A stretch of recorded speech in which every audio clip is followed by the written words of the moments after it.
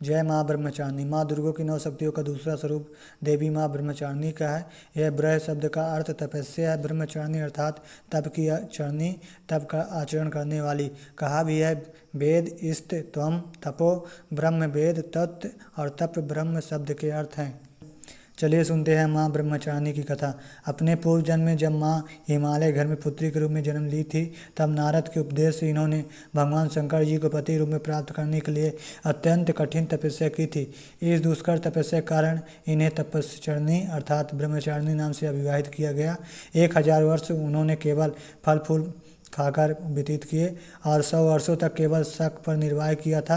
कुछ दिनों तक कठिन उपवास रखते हुए देवी ने खुले आकाश के नीचे वर्षा और धूप के भयानक कष्ट सहे।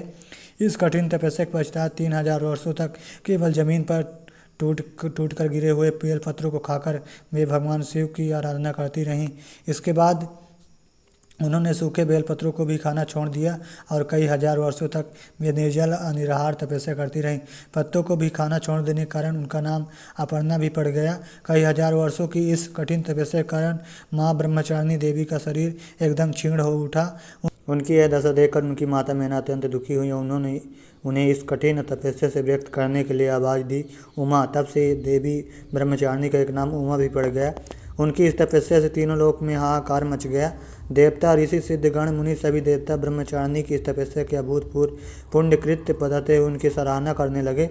अंत में पितामह ब्रह्म जी ने आकाशवाणी के द्वारा उन्हें संबोधित करते हुए प्रसन्न स्वर में कहा, हे देवी, आज तक किसी ने ऐसी कठोर तपस्या नहीं की जैसा तुमने की। तुम्हारी इस आलोक कृत्य की चारों ओर सराहना हो रही है। तुम्हारी मनोकामना सर्वोत्त भावे परिपूर्ण होगी। भगवान चंद्रमौली शिव जी तुम्हें पति रूप में प्राप्त अवश्य होंगे।